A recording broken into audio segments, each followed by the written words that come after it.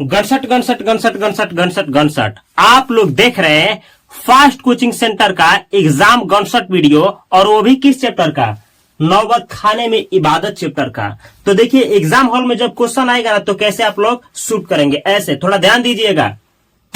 देख रहे हैं, ठोक दिए, आपको भी ठोक करके ही आना है। कैसे ठोकेंगे चलिए हम सिखा रहे हैं ना जी, भागना नहीं है। देखिए यह है आपका 11वां पाठ, हिंदी में क्वेश्चन इससे पूछे जाते हैं। पूछा जाएगा नौबत खाने में इबादत। पाठ जो है साहित्य का कौन सा विधा है, तो आंसर करेंगे व्यक्ति चित्र। या पूछा जाएगा व्यक्ति चित्र निम्नलिखित में से कौन सा है, नौबत खाने में इबादत। आपसे पूछा जाएगा नौबत खाने में इबादत पाठ का लेखक कौन है, यतीन्द्र मिश्र। अब इतना समझाए आपको याद ही नहीं हुआ, कोई बात नहीं, देते हैं ना तरीका, लीजिए ना। ये ऐसे याद करिएगा कि देखिए व्यक्ति जो होता है ना, व्यक्ति वो खाने को इबादत करके क्या करता है, मिस मिस करके खाता है। अब समझे नहीं, कोई बात नहीं। अरे व्यक्ति का मतलब व्यक्ति, और खाना मतलब भोजन, और इबादत का मतलब होता है पूजा यानी उपासना करना, पूजा करके गोड़ ला करके खाना यानी उपासना करना। और मिश्र का मतलब वही मिस करके खाना। तो हुआ ना याद कि व्यक्ति जो होता है वो खाने को इबादत करके क्या करता है, मिस मिस करके खाता है। इसका मतलब ये हुआ कि मिस कर खाना मतलब लिखने वाले व्यक्ति यही है। और ये है क्या, तो व्यक्ति चित्र है। ये है पाठ का नाम नौबत खाने में इबादत। अब चैप्टर से जुड़ा हुआ नहीं, ये जो लेखक है ना इनसे जुड़ा हुआ ऑब्जेक्टिव क्वेश्चंस पूछा जाता है। क्या, तो पूछा जाएगा यतीन्द्र मिश्र का जन्म कब हुआ था, आंसर करेंगे 1937 ईस्वी में। पूछा जाएगा यतीन्द्र मिश्र का जन्म कहाँ हुआ था, अयोध्या देखे हैं उत्तर प्रदेश, वहीं हुआ था। देखिए लिखे हैं अयोध्या उत्तर प्रदेश में। अब इनका 3 काव्य संग्रह है जिसमें से एक उठा करके पूछ दिया जाता है। नाम सुनिए, यदा कदा, अयोध्या तथा कविताएं, और ड्योढ़ी पर विलाप। इसमें से यदा कदा पूछाएगा, यदा कदा किन की रचना है, यतीन्द्र मिश्र का। इसी को याद करके जाना है, बाकी दो छोड़ दीजिए। आपसे पूछा जाएगा, देखिए यहाँ पे एक ना कौन थी, तो एक शास्त्रीय गायिका थी जिनका नाम था गिरिजा देवी। इनके ऊपर ये पुस्तक लिखी है यतीन्द्र मिश्र। किस नाम से लिखे हैं, तो गिरिजा के नाम से लिखे हैं। पहले बतला दे ये मेल है। आगे देखिए यहाँ पे लिखे यतीन्द्र मिश्र ने शास्त्रीय गायिका गिरिजा देवी के ऊपर गिरिजा पुस्तक लिखी है। तो आपसे पूछा जाएगा गिरिजा पुस्तक किन के ऊपर लिखा गया है, तो गिरिजा देवी के ऊपर। गिरिजा देवी के ऊपर कौन सा पुस्तक लिखा गया है, गिरिजा। गिरिजा देवी के ऊपर गिरिजा पुस्तक किसने लिखा है, यतीन्द्र मिश्र ने लिखा है। ध्यान दीजिएगा।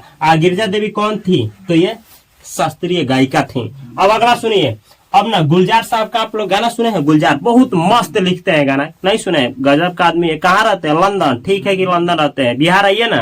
ये देखिएगा यतीन्द्र मिश्र ने गुलजार की कविताओं का संपादन यार जुलाहे के नाम से किया है। अब सुनिए, पूछा जाएगा कि गुलजार साहब की जो कविता है ना उनका संकलन किस नाम से किया गया है, यार जुलाहे के नाम से। यार जुलाहे के नाम से, यार जुलाहे के नाम से किसकी कविताओं का संकलन किया गया है, गुलजार साहब की। गुलजार साहब की कविताओं का संकलन यार जुलाहे के नाम से किसने किया है, तो आंसर करना है यतीन्द्र मिश्र ने। या यतीन्द्र मिश्र ने गुलजार साहब की कविताओं का संकलन किस नाम से किया है, तो याद रखिएगा यार जुलाहे के नाम से। इस तरीके से नचा करके, घुमा करके और छुआ करके क्वेश्चन पूछा जाता है।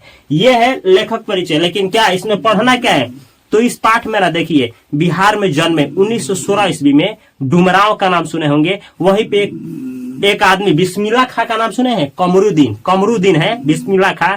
कमरुद्दीन वह लड़का है जिनको बाद में बिस्मिल्लाह खां कहा गया, जो आगे चल करके भारत रत्न पाए, भारत विभूषण पाए, यानी पद्म विभूषण पाए, भारत रत्न पाए। और ना शहनाई बजाए, इस लेवल का शहनाई बजाए कि भारत रत्न, भारत का सबसे बड़ा पुरस्कार इनको दिया गया। शहनाई वादक थे ये। और इन्हीं के ही बारे में बतलाया गया, शहनाई के बारे में बतलाया गया है कि शहनाई जो होता है ना रीड से बनता है, रीड। ये रीड किससे बनता है, तो नरकट से बनता है। और नरकट मिलता है कहाँ है, तो डुमराव के जो नदी के कछाड़ी भाग है उसी में मिलता है। और शहनाई को ना ये अरबों देश में जाइएगा, अरब देश में, तो उसको ना नए के नाम से जाना जाता है, नए। और ये वाद्य यंत्र जो होते हैं ना, वाद्य यंत्र, उसमें ना इसको किस नाम से जाना जाता है, तो इसको शाह के नाम से जाना जाता है। यही सब पढ़ना है और काशी के बारे में जानकारी लेना है। चलिए एक बार देख ही लिया जाए। पूछा जाएगा बिस्मिल्लाह खां का बचपन का नाम क्या था, कमरुद्दीन कौन थे, बिस्मिल्लाह खां। दोनों एक ही नाम है, कमरुद्दीन बिस्मिल्लाह खां दोनों एक ही है। ये बचपन का नाम है, ये बड़े हो जाने के बाद का नाम है। पूछा जाएगा इन दोनों में से कोई एक उठा करके पूछा जाएगा, बिस्मिल्लाह खां का जन्म कब हुआ था, 1916 भी बतलाए पहले ही। कहाँ हुआ था, तो डुमराव।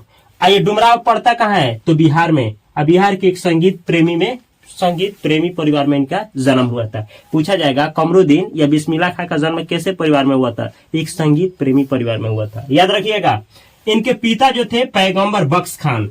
पूछा जाएगा बिस्मिल्लाह खां के पिताजी कौन थे? पैगंबर बख्श खान। पूछा इनके एक भैया थे तो इनका नाम पूछा जाएगा शमसुद्दीन। शमसुद्दीन कौन थे इनके भैया? भैया कौन थे? शमसुद्दीन।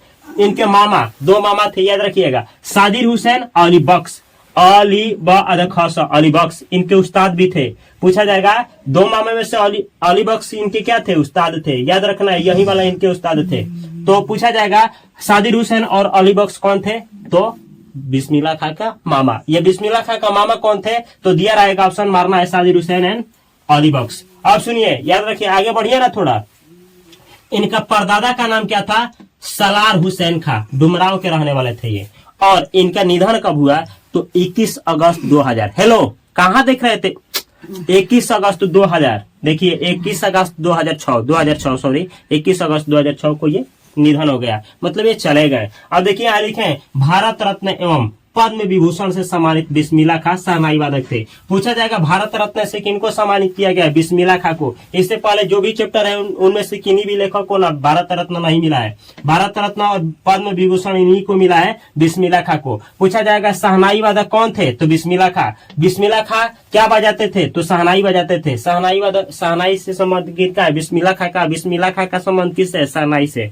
अब देखिए बतला दे कि ये नाम मुस्लिम थे और मुस्लिमों में जो सबसे इनको मस्त पर्व लगता था, मुहर्रम लगता था। मुहर्रम के दिन ये शहनाई नहीं बजाते थे, याद रखना है।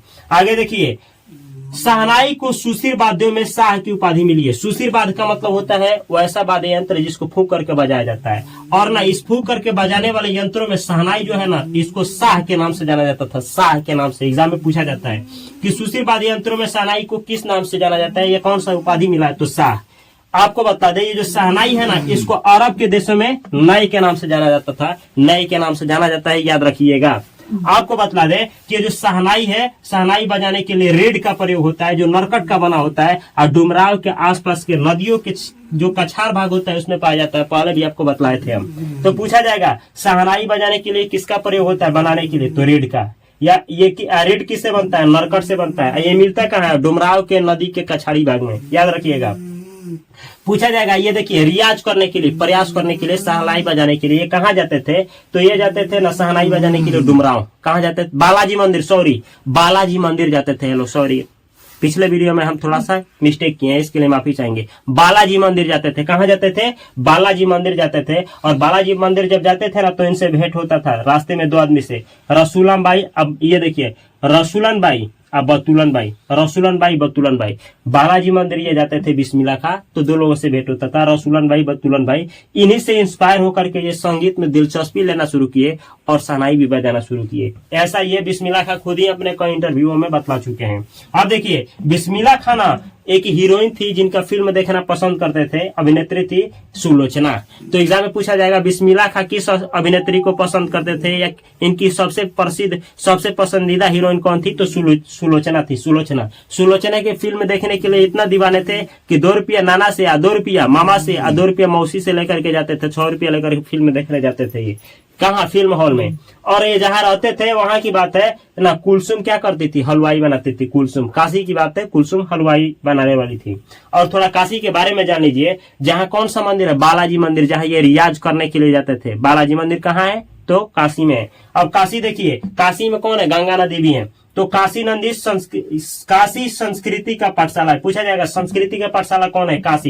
काशी संस्कृति का पाठशाला है। ऐसे शास्त्रों में किस नाम से जाना जाता है? आनंद कानन। पूछा जाएगा आनंद कानन किसको कहा गया है? काशी को। काशी को क्या कहा गया? आनंद कानन। आनंद कानन किसमें कहा गया है? शास्त्रों में कहा गया है। किसको? काशी को। काशी आनंद कानन दोनों एक ही है। ऐसा माना जाता है कि काशी में ना मरण भी क्या है? मंगलमय है। यहाँ लिखे है काशी में मरण को भी मंगलमय माना गया है। पूछा जाएगा कि मरण को मंगलमय कहाँ माना गया है? काशी में माना गया है। तो यही है आपका चैप्टर। अगर ऐसे ही एग्जाम कॉन्सेप्ट वीडियो वीडियो देखना चाहते हैं तो यहाँ पे प्ले लिस्ट है हिंदी का, वर्णिका का भी, और यहाँ पे संस्कृत का, और यहाँ दो चैनल पड़ा हुआ है। इस चैनल को भी सब्सक्राइब करके आप फेसबुक, इंस्टाग्राम और हर एक सोशल मीडिया पे आप हमको ढूंढिए ना, हर एक जगह आपको मिलेंगे और हर एक जगह हमसे जुड़े रहिए। मैं मिलता हूँ बेहतर कंटेंट के साथ अगली वीडियो में। तब तक के लिए आप सभी को तहे दिल से नमस्कार, और इस वीडियो को अपने दोस्तों के पास और उनके पास शेयर करना ना भूलें।